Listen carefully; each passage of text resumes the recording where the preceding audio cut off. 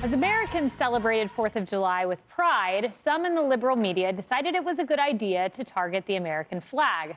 A New York Times columnist penned this op-ed titled, "The American flag belongs to me too, and this year I'm taking it back," claiming that the flag has been hijacked by red staters, Trumpers, and has been usurped by the MAGA crowd. And it's like they all get DNC talking points or something. A Los Angeles Times columnist authored this gem titled, "I'm officially reclaiming the U.S. flag from the fascists. The Trump movement tainted this symbol with bigotry, but we can take it back." But the left's bashing of the American flag as a symbol of bigotry didn't just start this weekend. Remember this? I saw, dozens and dozens of pickup trucks with, explicatives against Joe Biden on the back of them, Trump flags, and some cases just dozens of American flags, which, is also just disturbing because essentially the message was clear. It was, this is my country. This is not your country. I own this. When I drive into a neighborhood and it's not July 4th and I'm not in a predominantly military household neighborhood and there are flags, American flags everywhere alongside Trump flags, alongside flags with stars in a circle, I feel threatened because the message is very clear. It's a message of white supremacy, it's a message of racism, and it's a message of their country, not my country. So, Emily, Juan Guerrero of the LA Times, he stopped by CVS to buy cheap U.S. flag gear, headband with 2 small flags glued to it, LED flag-themed glasses, etc.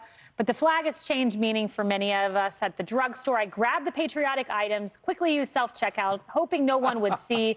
Though Donald Trump lost re-election nearly 2 years ago, the marketing master left a mark on the flag. Amazing. So he can't even buy a flag. Right. And she goes on to say many Latinos and other people he scapegoated, meaning about Trump, still recoil upon seeing it.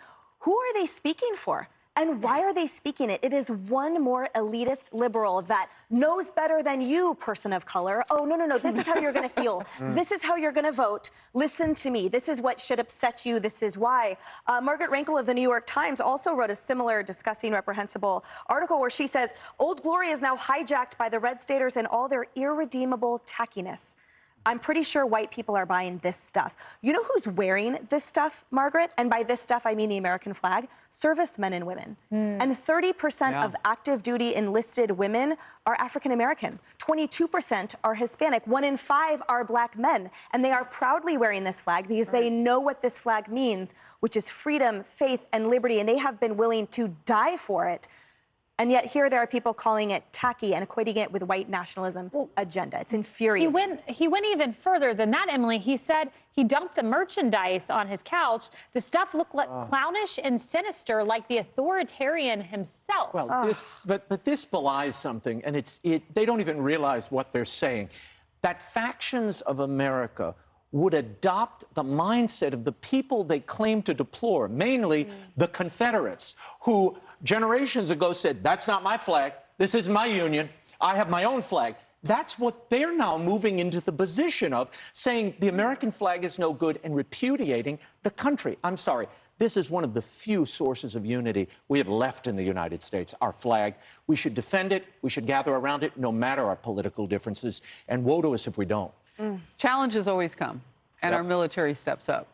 So for those who don't believe in the flag, when guys like my dad show up, ready to fight for you no matter what you believe, God rest his soul. When those guys and women show up, move over and let us get to the ones who believe in the flag. Is that really what they want? We would never do that as Americans. But I'm wondering, do they want us to be separate? Because that doesn't make us equal. It's amazing. In the headlines, Shannon, this is not a one-off. It would be one thing if it's one New York Times columnist or one LA Times. I mean, this goes back. There was an NBC opinion piece. Some Trump supporters are co-opting the flag. Nazis once did that too, was the opinion piece. Psychology Today, is the American flag a symbol of racism? The flag can be seen as a representative of white and male power. Chicago Sun-Times. American flag loses its meaning in the hand of Trumpsters. I mean, this has been a steady theme over time, and there's more. It makes me really sad more than anything else. And these new polling numbers out showing that people are less proud of America, regardless of party, that's showing up more and more.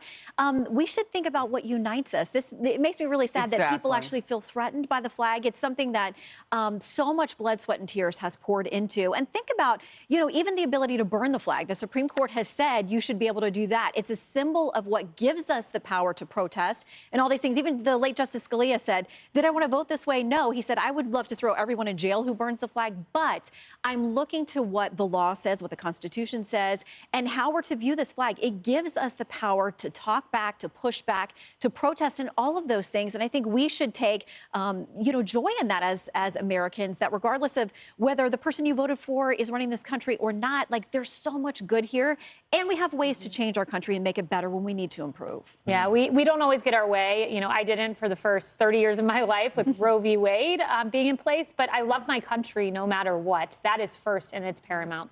Hey everyone, I'm Emily Campagno. Catch me and my co-hosts Harris Faulkner and Kaylee McEnany on Outnumbered every weekday at 12 p.m. Eastern, or set your DVR. Also, don't forget to subscribe to the Fox News YouTube page for daily highlights.